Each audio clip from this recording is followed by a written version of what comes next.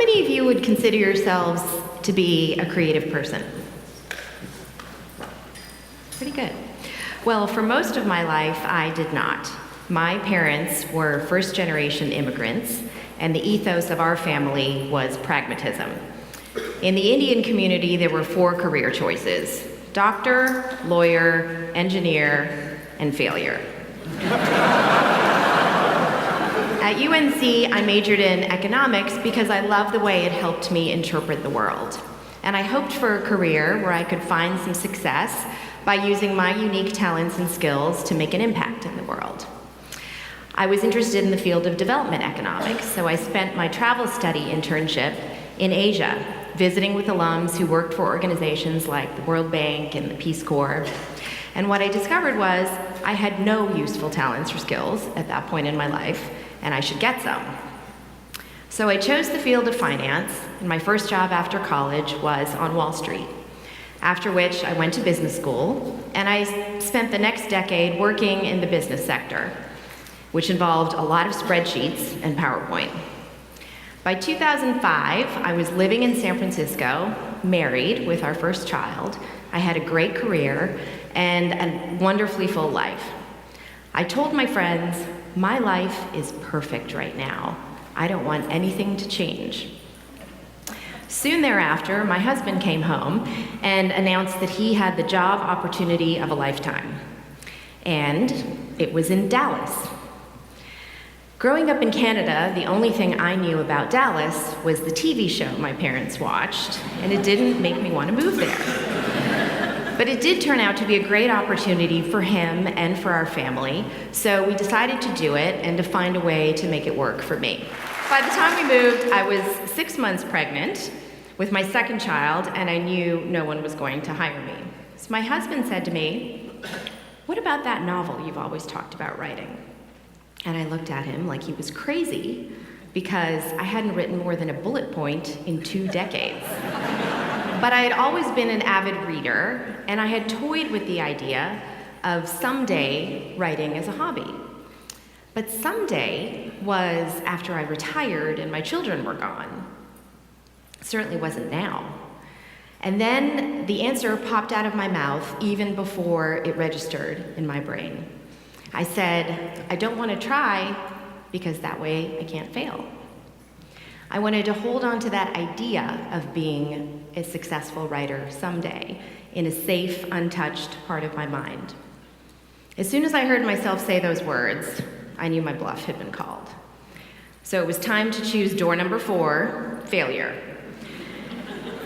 And I signed up for writing classes at SMU as a consolation prize to myself for leaving a life I loved.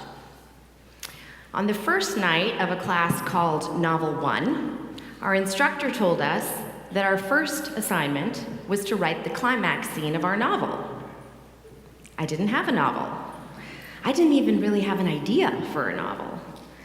The only thing I had was the tiny little kernel of an idea that had come from that summer in Asia 15 years earlier. I had spent a month volunteering at an orphanage in India, and in the years since then, I had thought about those children that I met, especially after becoming a mother myself. And I thought particularly about the girls, because I had heard a statistic. The UN estimates 100 million girls and women are missing from the population due to infanticide and neglect. The economist in me could not let go of that number. 100 million daughters, mothers, journalists, scientists. I knew I wanted to write a story about one of those girls having a chance at a different kind of life. So I built the idea for my novel around that. And over the next year, I trudged through the first few drafts of that novel with my trusty spreadsheet, tracking my words per day, and flowcharts mapping my characters. And for the first time in my career, having less knowledge worked in my favor. Because had I known the odds of securing a literary agent or a publisher, the analytical part of me would never even have gone down that path. As it was, that novel, titled Secret Daughter, was published in 2010, nearly 5 years after that first conversation with my husband. It has gone on to sell 1.5 million copies in over 30 countries. And every day I hear from people around the world who are impacted by that story. So how did I end up here today, 180 degrees from where I started 30 years ago, in this very room for Econ 101? When I look back on my life as an analytical person, there are some clues. There was my kindergarten report card, which my mother saved for 30 years. It said, "Shilpi has completed all 127 word puzzles. She has not yet visited the math corner." There was the fact that all through my business career, when I had breaks between intense jobs, I would gravitate to doing something like painting or ceramics as a way to relax, even though I was no good at any of those things. And I realized that that creative side of me was always there, as I believe it is for all of us.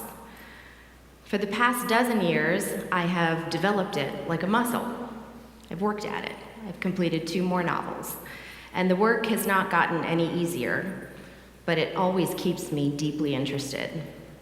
And I now have a great reverence for the mysteries of how creativity plays in my life.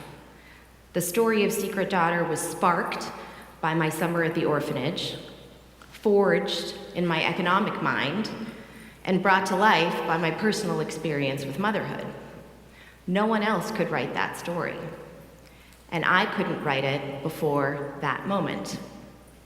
In sharing the stories of others, I discovered a fuller version of myself to share with the world, and all it took was freeing myself up to fail. Shortly after my first novel was published in Dallas, which we had come to love as our new home, my husband came home and announced he had the job opportunity of a lifetime. For those of you keeping track, that is 2 opportunities of a lifetime for one husband in one lifetime. But I now had a career where I could use my unique talents and skills to make an impact in the world. And this time, it was a career I could take with me. Thank you.